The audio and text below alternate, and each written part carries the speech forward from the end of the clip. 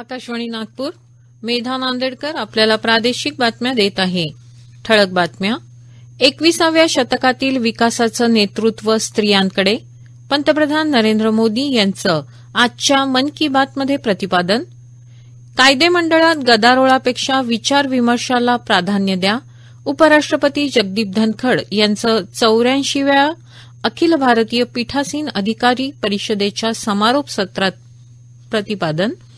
Western coalfield लिमिटेडच्या निकामी खाणींच्या जागेवर एकात्मिक सौर आणि जलविद्युत प्रकल्प स्थापित करून हरित ऊर्जेची निर्मिती होणार, केंद्रीय कोळसा सचिव अमृतलाल मीणा यांची नागपूरमध्ये माहिती. आणि कोल गॅसिफिकेशनला प्राधान्य देऊन रॉयल्टीवर फेरविचार करण्याची वेळ आली असल्याचं केंद्रीय मंत्री नितीन गडकरी यांचं प्रतिपादन. मन की बातच्या 109व्या भागात आज पंतप्रधान नरेंद्र मोदी यांनी जनतेशी संवाद साधला. भारताची नारी शक्ती प्रत्येक क्षेत्रात आपलं कर्तृत्व सिद्ध करत असल्याचं संपूर्ण जग पाहत आहे. स्टार्टअप असो किंवा बचत गट, प्रत्येक क्षेत्रात महिलांनी आपल्या कर्तृत्वाची नाममुद्रा उमटवल्याचं पंतप्रधान नरेंद्र मोदी यांनी म्हटलं आहे. प्रजासत्ताक दिनाच्या दिमाखदार सोहळ्यात या शक्तीचं दर्शन घडलं असं ते म्हणाले. कर्तव्यपथावरच्या संचलनात प्रथमच मोठ्या संख्येनं महिलांची पथकं सहभागी झाली होती. एकूण 20 पथकांपैकी 11 पथकं महिलांची होती. यंदाच्या अर्जुन पुरस्कार विजेत्यांमध्ये 13 महिलांचा समावेश असल्याचं त्यांनी सांगितलं. महिला स्वयंसहाय्यता गटांनी आर्थिक विकासात महत्वाची कामगिरी बजावली आहे असं सांगून पंतप्रधानांनी त्या देत असलेल्या मदतीबद्दल माहिती दिली. 21व्या शतकातील विकासाचं नेतृत्व स्त्रिया करतील हे महत्वपूर्ण असल्याचं सांगून ते म्हणाले की देशभर पसरलेलं महिलांच्या सेल्फ हेल्प ग्रुपचं जाळं म्हणजे महिलांनी सुरू केलेली मोठी चळवळ आहे. ड्रोन, कृषी, व्यवसाय या साऱ्यांमध्ये हे महिला समूह अग्रेसर आहेत असं पंतप्रधान म्हणाले. सोबतच यंदाच्या पद्म पुरस्कारांमध्ये सुद्धा महिलांचं योगदान त्यांनी अधोरेखित केलं. पद्म पुरस्कार आता खराखुरा लोकसन्मान बनला आहे असं मोदी म्हणाले. आयुर्वेद, सिद्ध आणि युनानी उपचार पद्धतींसाठी प्रिस्क्रिप्शन एकाच पद्धतीनं लिहिलं जावं याकरता आयुष मंत्रालयानं विशेष संज्ञा कोश प्रसिद्ध केला आहे याची माहिती पंतप्रधानांनी आज मन की बातमध्ये दिली. रेडिओचं महत्व अधोरेखित करताना त्यांनी छत्तीसगड येथील आकाशवाणीच्या 4 केंद्रांवरून प्रसारित होणाऱ्या हमर हाथी हमर गोठ या कार्यक्रमाविषयी आवर्जून सांगितलं.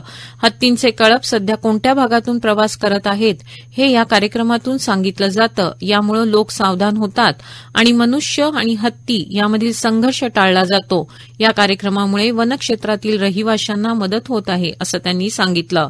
तरुण युवकांना मतदान आणि खेळाचं महत्व सांगताना त्यांनी मन की बातच्या शेवटी स्वातंत्र्यसेनानी पंजाब केसरी लाला लजपत राय आणि फील्ड मार्शल के.एम. करियप्पा यांना त्यांच्या जयंतीनिमित्त अभिवादन केलं.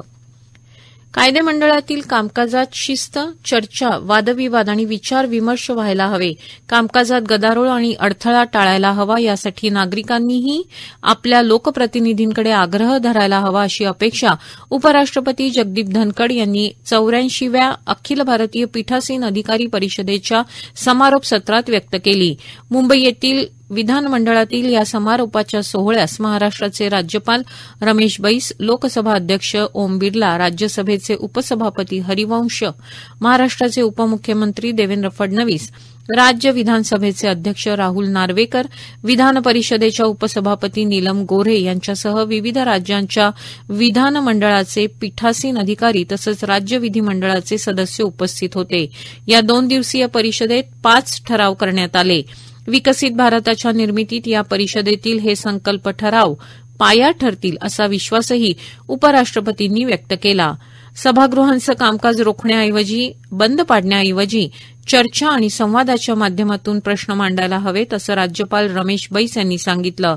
गेल्या 77 वर्षात भारत एक बलशाली राष्ट्र म्हणून उदयास आला असेल तर त्याचं श्रेय भारताच्या संसदीय लोकशाहीला असल्याचंही राज्यपाल म्हणाले.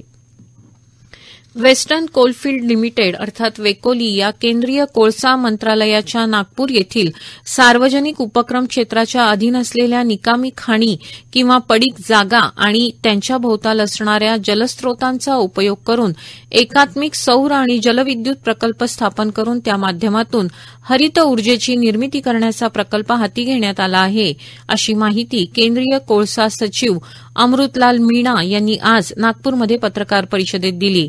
अशा हरित ऊर्जेच्या माध्यमातून 400 मेगावॅट एवढी एकत्रित ऊर्जा निर्माण होण्याची शक्यता आहे, असं देखील त्यांनी सांगितलं.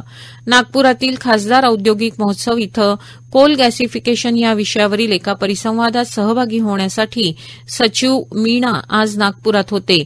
नुकतीच केंद्रीय मंत्रिमंडळानं कोळसा गॅसिफिकेशन प्रकल्पांसाठी 8,500 कोटी रुपयांच्या व्यवहार्यता अंतर्निधी योजनेला मंजुरी दिली असून सरकारी मालकीच्या प्रकल्पांसाठी अनुदान आणि सार्वजनिक आणि खाजगी कंपन्यांसाठी बोली यासह 3 श्रेणींमध्ये हा निधी दिला जाईल. कोळशापासून कृत्रिम नैसर्गिक वायू, डायमिथाइल इथर आणि अमोनियम नायट्रेट तयार करणं हे या योजनेचं उद्दिष्ट आहे, असं ते म्हणाले. खाजगी कोल गॅसिफिकेशन करणाऱ्या कंपन्यांना सरकारतर्फे 1,000 कोटी रुपये अनुदान देण्यात येणार आहे. खाजगी कंपन्यांना प्रकल्प स्थापण्यासाठी डब्ल्यूसीएलच्या पडीक जागेचा उपयोग लाँग टर्म लीज भाडेतत्वावर करता येईल, तसंच रेव्हेन्यू शेअरिंग मॉडेलचा पर्याय देखील उपलब्ध असणार आहे, असं यावेळी बोलताना मीणा यांनी सांगितलं. खासदार क्रीडा महोत्सवात काल रात्री रेशीमबाग मैदानावर व्हॉलीबॉल स्पर्धेची अंतिम लढत झाली.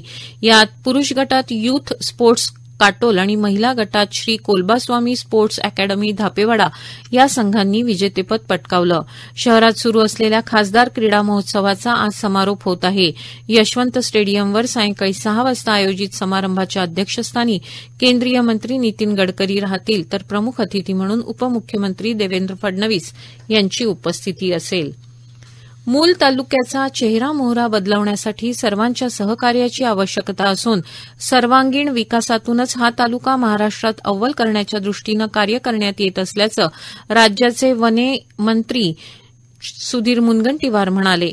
मूल नगर परिषद क्षेत्रातील विविध विकास कामांच्या लोकार्पण कार्यक्रम प्रसंगी ते बोलत होते. या प्रादेशिक बातम्या आपण आकाशवाणीच्या नागपूर केंद्रावरून ऐकत आहात. पेट्रोल आणि डिझेलवर धावणाऱ्या गाड्यांमुळे होणारं कार्बन उत्सर्जन आणि त्यामुळे होणारे प्रदूषण हा दिवसेंदिवस चिंतेचा विषय बनत चालला आहे. या इंधनाला इथेनॉल, मिथेनॉल सारखे घटक पर्यायी इंधन म्हणून वापरले जाऊ शकते. त्यामुळे तेलाची आयातही कमी करून प्रदूषणालाही आळा बसेल.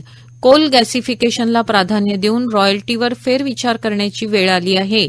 शिवाय जिथे खाण तिथेच वीज निर्मितीला चालना दिली तर वाहतूक खर्चात बचत होऊन वीज निर्मिती क्षमताही वाढेल, असं मत केंद्रीय मंत्री नितीन गडकरी यांनी व्यक्त केलं. खासदार औद्योगिक महोत्सव अॅडव्हान्टेज विदर्भच्या कोल गॅसिफिकेशन हा विषय केंद्रस्थानी ठेवून चर्चासत्र आयोजित करण्यात आले होते. केंद्रीय रस्ते वाहतूक मंत्री नितीन गडकरी यांच्यासह केंद्रीय संरक्षण राज्यमंत्री अजय भट्ट, नीती आयोगाचे सदस्य पद्मविभूषण डॉ. विजयकुमार सारस्वत, केंद्रीय सचिव अमृतलाल मीणा, कोल इंडियाचे अध्यक्ष पीएम प्रसाद, एम.के. सिंग, बाळासाहेब दराडे, सोलर इंडियाचे चेअरमन सत्यनारायण नुवाल, डॉ. जितेंद्र शर्मा यावेळी व्यासपीठावर उपस्थित होते. नीती आयोगाचे सदस्य डॉ. सारस्वत म्हणाले की मिशन कार्बन झिरोचं लक्ष्य गाठायचं असेल तर दरडोई कोळसा वापर कमी झाला पाहिजे. दुय्यम कोळसा खाणीत घरगुती वापराचा gas, methanol, ammonium nitrate, carbon सारखे रासायनिक गॅस तयार करून पर्यायी इंधनाचा निर्यातदार देश म्हणून भारत विकसित होऊ शकतो, असंही ते म्हणाले. सार्वजनिक क्षेत्रातील सरकारी कंपन्यांना लागणाऱ्या उत्पादनांची गरज लक्षात घेत विदर्भातील लघु उद्योजकांनी रविवारी एमएसएमई व्हेंडर डेव्हलपमेंट प्रोग्रामला चांगला प्रतिसाद दिला. खासदार औद्योगिक महोत्सव आणि अॅडव्हान्टेज विदर्भच्या दुसऱ्या दिवशी एमएसएमई व्हेंडर डेव्हलपमेंट प्रोग्रामचं आयोजन करण्यात आलं होतं. यावेळी देशभरातील सार्वजनिक क्षेत्रातील विविध सरकारी कंपन्यांना लागणाऱ्या व्हेंडरबाबत माहिती देण्यात आली. हवामान. मागील 24 तासात विदर्भ आणि परिसरात किमान तापमान गोंदिया इथं 10.2 अंश सेल्सिअस इतकं तर कमाल तापमान यवतमाळ इथं 31.5 अंश इतकं नोंदवण्यात आलं. आज सकाळी नागपूर विमानतळावर 11.6 अंश सेल्सिअस इतकं किमान तापमान नोंदवण्यात आलं. दरम्यान येत्या काही तासात हवामान कोरडं राहणार आहे. शेवटी पुन्हा काही ठळक बातम्या. 21व्या शतकातील विकासाचं नेतृत्व स्त्रियांकडे, पंतप्रधान नरेंद्र मोदी यांचं आजच्या मन की बातमध्ये प्रतिपादन.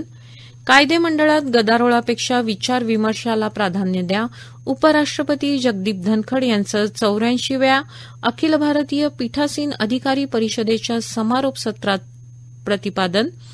वेस्टर्न कोलफिल्ड लिमिटेडच्या निकामी खाणींच्या जागेवर एकात्मिक सौर आणि जलविद्युत प्रकल्प स्थापन करून हरित ऊर्जेची निर्मिती होणार. केंद्रीय कोळसा सचिव अमृतलाल मीणा यांची नागपूरमध्ये माहिती.